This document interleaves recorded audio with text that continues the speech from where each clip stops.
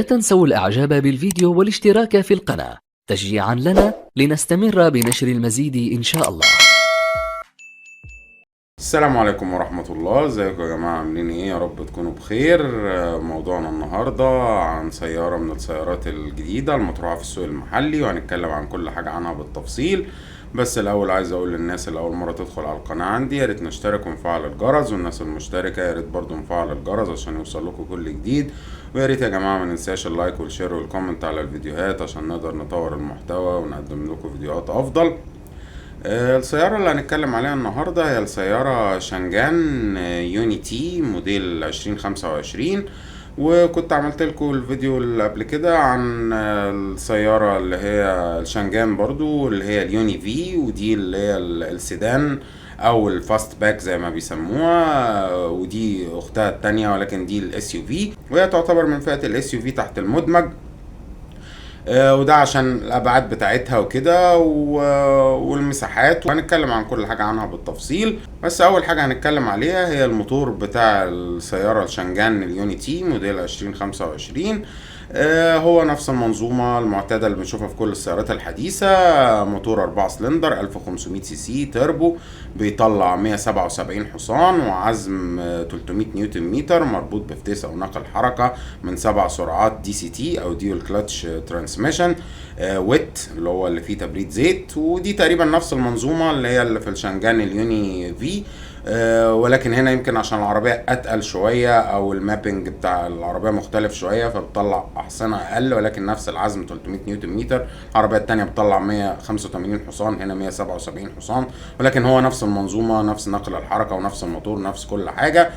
المنظومة دي في السيارة دي ملهاش أرقام رسمية للاستهلاك، لكن من التجارب حوالي من 7.5-8 لتر لكل 100 كيلومتر، ده في السواقة العادية. وطبعا في السواقة الرياضية الموضوع بيزيد عن كده شوية كويسين يعني. وتنكها حوالي 55 لتر، وبتشتغل بالدفع الامامي للعجلات. والعربيات بتاعت شنجان محققه نجاح كويس في بعض دول الخليج يعني، ولكن هنا ما كانش ليها نصيب قوي، لكن دلوقتي هي مع وكيل قوي وده المفروض يديها نقطة دعم كويسة جدا يعني من حيث الصيانة وقطع الغيار والكلام ده. ويمكن العربية اللي هي اليوني في سعرها يعني بالنسبة للأسعار الموجودة دلوقتي مقبول شوية، لكن هنا العربية دي أغلى منها بحبة كويسين يعني، لكنها منافس قوي في الفئة بتاعتها، مع اختلاف طبعا الاحتياجات بتاعت كل أسرة أو اللي هيمتلك السيارة يعني. وكل الحاجات دي هتعرفوها في خلال الفيديو، وتابعوا معايا بقى الفيديو للنهاية تعرفوا كل حاجة عنها.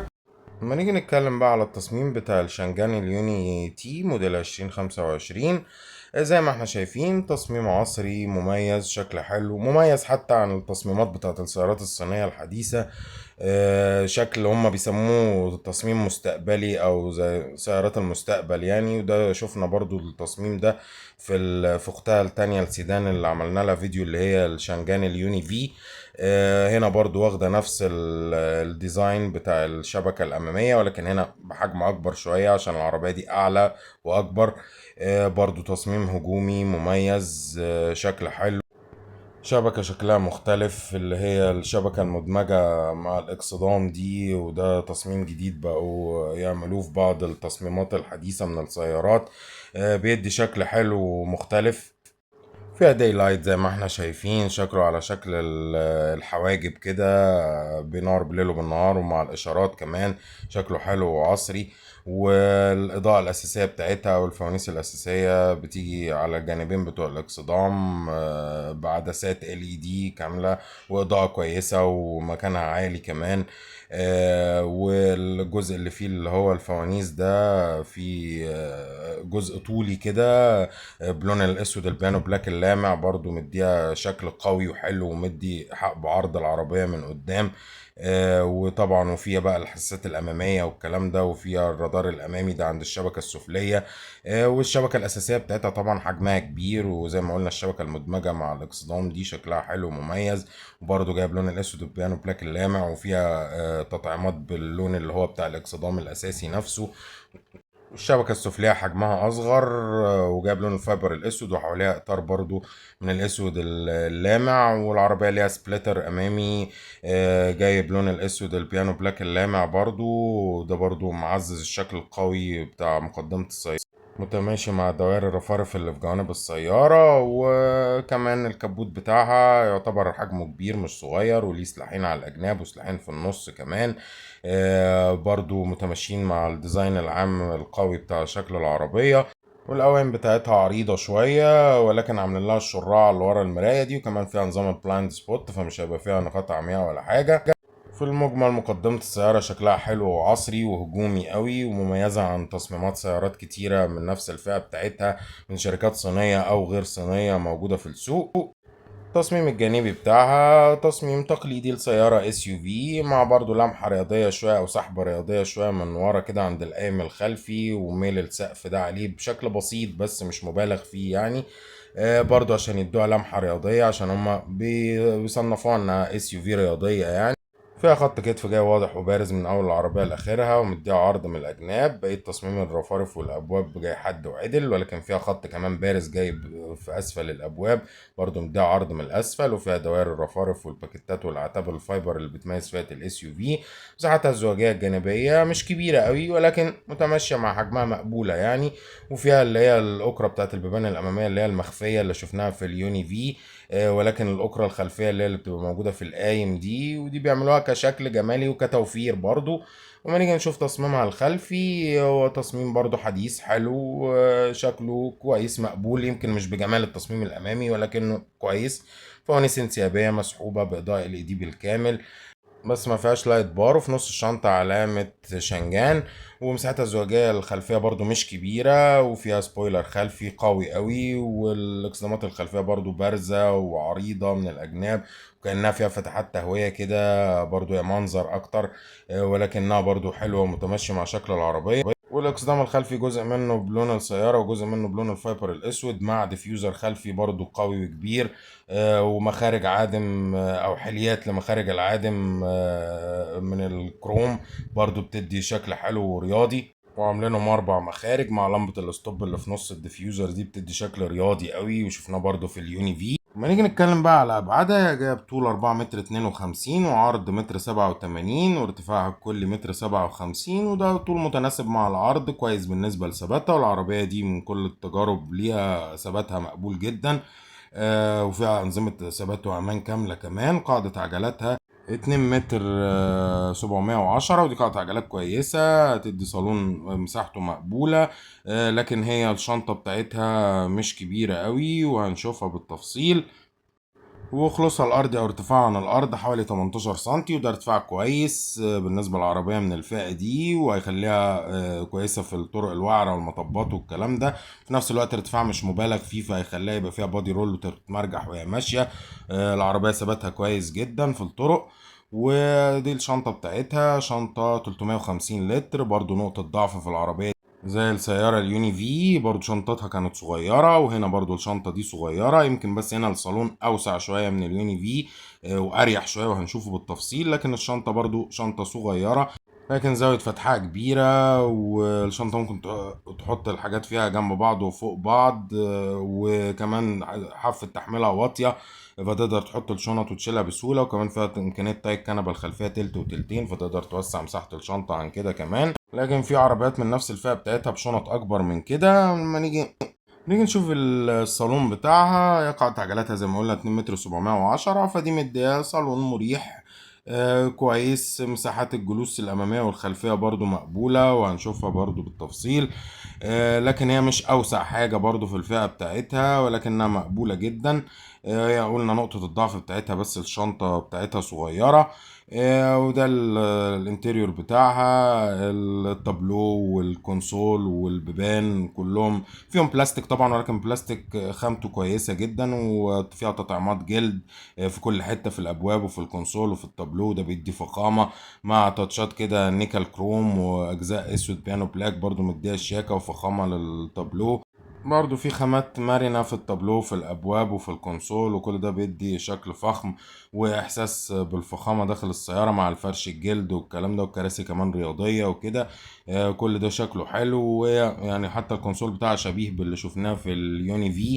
ودي الطارة بتاعتها طارة 3 سبوك ودي شيب ومكسية بالجلد، وشكلها حلو وعصري، وبتحكم منها في وظائف اللي هي لوحة العدادات وفي الشاشة الوسطية.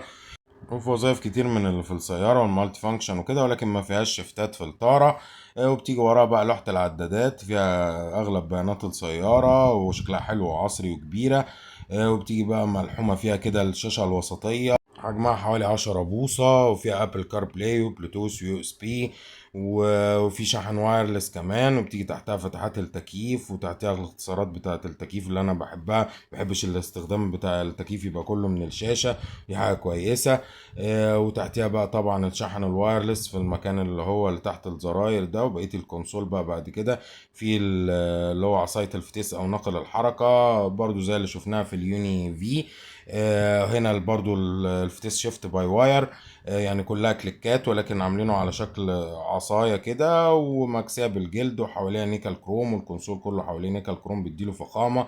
جنبيها طبعا الاوتو هولد والهاند بريك الكهرباء، والبكرة دي بتاعة الدرايف مود، وفيها 2 كاب هولدر كمان. وبتيجي بعد كده بقى المسند الوسطي اللي مكسي بالجلد، والجزء بتاع الكونسول ده كله حواليه جلد برضو مديله شكل فخم. في مساحة تخزين كمان تحت الكونسول ده، ومخرج تايب سي وكده.